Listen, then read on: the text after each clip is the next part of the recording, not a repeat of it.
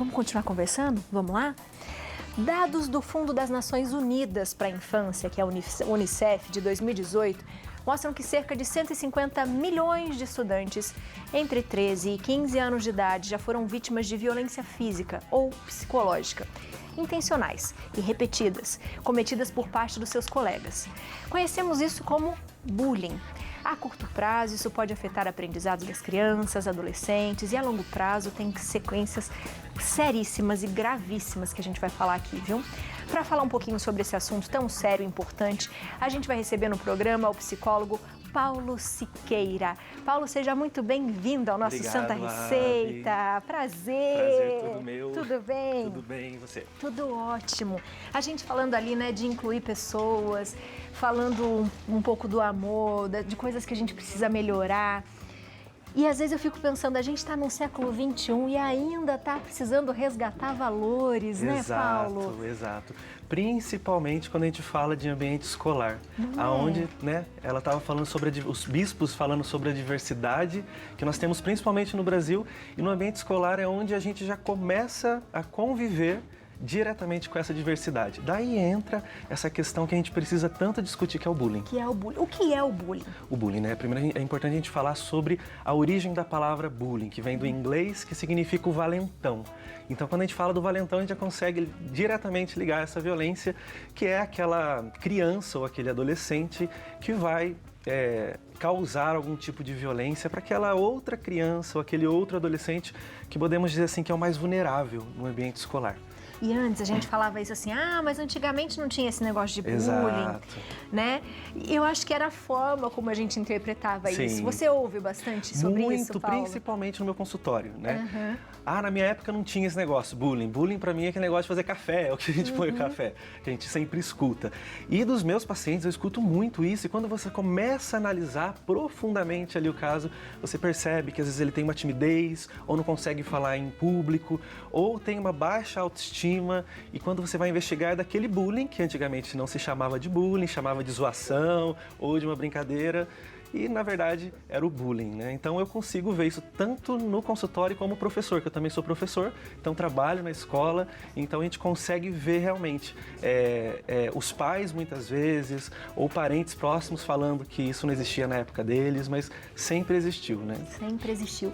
Como que a gente consegue caracterizar um bullying? Estou sofrendo um bullying, ou sei que o meu filho, o meu neto está sofrendo. Como que a gente consegue identificar? A gente consegue identificar o bullying assim. Primeiramente, ele é uma agressão tanto física quanto psicológica, verbal, e ela é recorrente, ela é repetida. E a gente consegue identificar tanto nas ações quanto também no comportamento. A gente percebe que a criança, o adolescente, ele começa a mudar de comportamento quando ele é vítima do bullying. Então, assim, não é só a escola que precisa estar atenta, né? Porque a gente joga muito, a gente está com essa moda, digamos assim, de jogar a culpa somente na escola.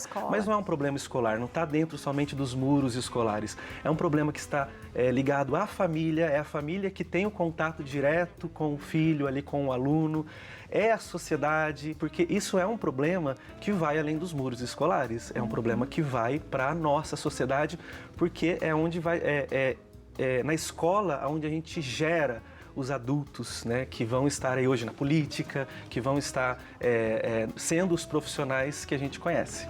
E a gente falou um pouquinho, né, que essa consequência, né, e se a gente for pensar em nós adultos, na minha época não tinha, mas sempre tem algum trauma de infância que você vai lembrar e provavelmente é um bullying que você sentiu e muitas vezes você não conversa com outras pessoas e leva pro resto da vida. Exato, né? E essa conversa é importante, a família, a escola, a sociedade, ela precisa abrir o diálogo, porque quando a gente fala, quando a gente põe para fora, só o ato de falar já é cura para aqueles traumas, para aqueles machucados que a gente vai enfrentando. E observar não somente a vítima do bullying, mas também o agressor, porque a gente muitas vezes julga o agressor, aquela criança, como violenta, mas será que ela não está repetindo atitudes que ela está vendo em casa? Será que ela também não é fruto de uma violência? Então, o bullying ele é muito mais profundo do que a gente imagina. Ele tem sim o agressor ali, mas será que o agressor também não está sendo o agredido nesse caso, né? Então... como a gente fala aquele ditado, né? Que às vezes o que as pessoas falam sobre a gente, falam muito mais sobre elas, Exato. né? Do que sobre nós mesmos. Exato. E às vezes isso isso acontece muito porque ninguém gosta de agredir o outro à toa. Algo não. tem, algum motivo tem. É uma dor. É uma dor, exato. E a gente sabe que a criança, o adolescente, ele não é igual a nós, que consegue expressar, falar das suas emoções. Pra gente, enquanto adulto, já é difícil expressar. Imagina para o adolescente, imagina para uma criança. Então, às vezes, o grito, a violência, né, é muitas vezes a forma dela expressar a dor que ela está sentindo. Exatamente. E ela acaba pegando ali aquela criança mais vulnerável, como, digamos assim, o receptáculo daquela sua dor e depositando nela. Eu quero falar depois do que até onde pode chegar isso, né? Sim. Porque a gente sabe, infelizmente, por notícias que pode chegar de uma forma muito trágica se isso não for tratado, reconhecido, respeitado. Mas antes eu queria assistir com você um depoimento. Sim. Vamos lá? É um assunto sério que pode interferir nas nossas vidas por muitos anos. E a gente tem um depoimento da Mariana Freitas que vai contar um pouquinho como é que ela superou, ai que palavra boa, o bullying. Vamos lá. Meu nome é Mariana, eu tenho 20 anos.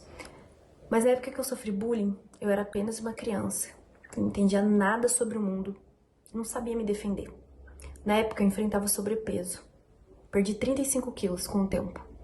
Mas as sequelas, as feridas que ficaram disso, me afetam até hoje. É se olhar no espelho e não se sentir bonita, não ter confiança, não ter autoestima. É uma violência. O resultado disso não é frescura. Eu vivi isso na pele. Se reconstruir, alcançar a autoestima novamente é muito difícil. Mas realmente só é possível através da terapia, onde você vai descobrindo um novo universo e novas possibilidades dentro de você. É uma reconstrução diária. É uma tarefa de amor próprio cotidiana. Não tem como fugir disso. E graças a Deus, a terapia e a ciência, hoje eu tô muito melhor. Mas realmente é uma batalha diária a ser travada. Mari, obrigada por compartilhar. E é bonito isso que ela fala, Sim. né? Porque parece tão simples, Paulo. Parece. Não é?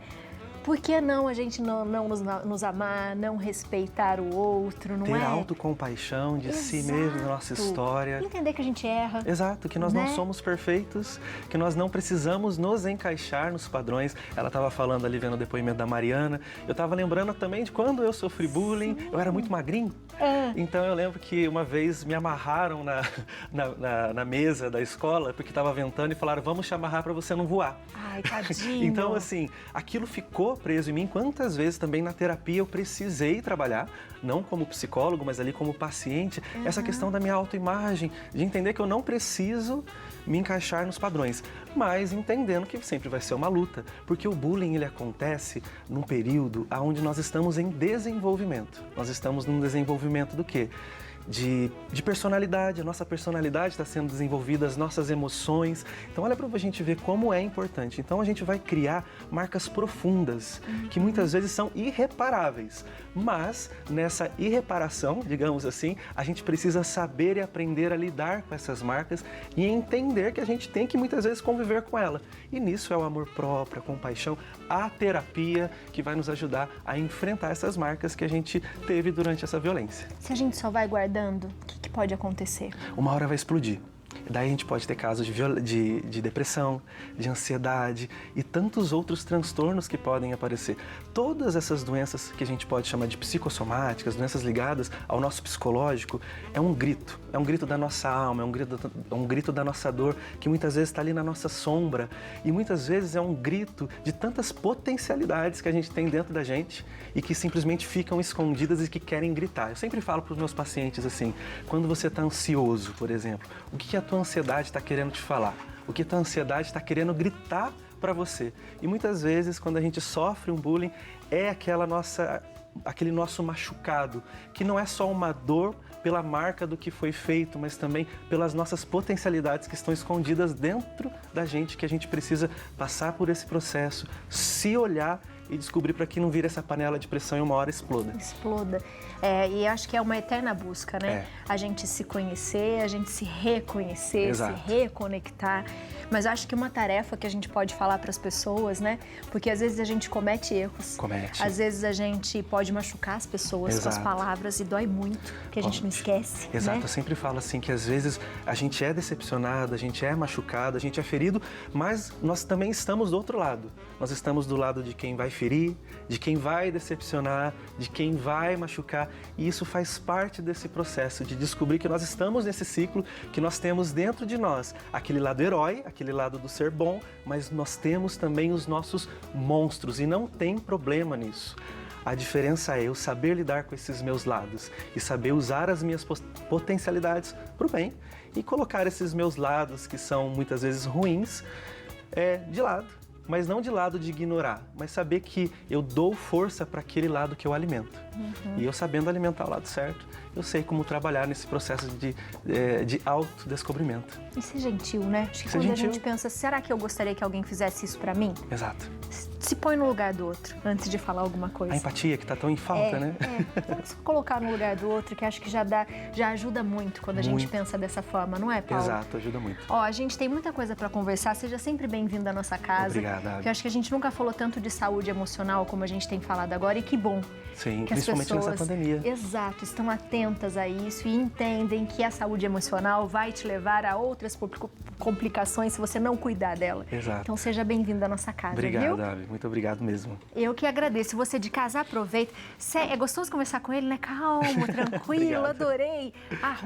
@psicopaulosiqueira, tudo junto, é o Tudo Instagram. junto, isso. E o e-mail é psicopaulosiqueira@icloud.com. Só, ponto .com. Ponto com, Tá acabou aparecendo aí na sua tela.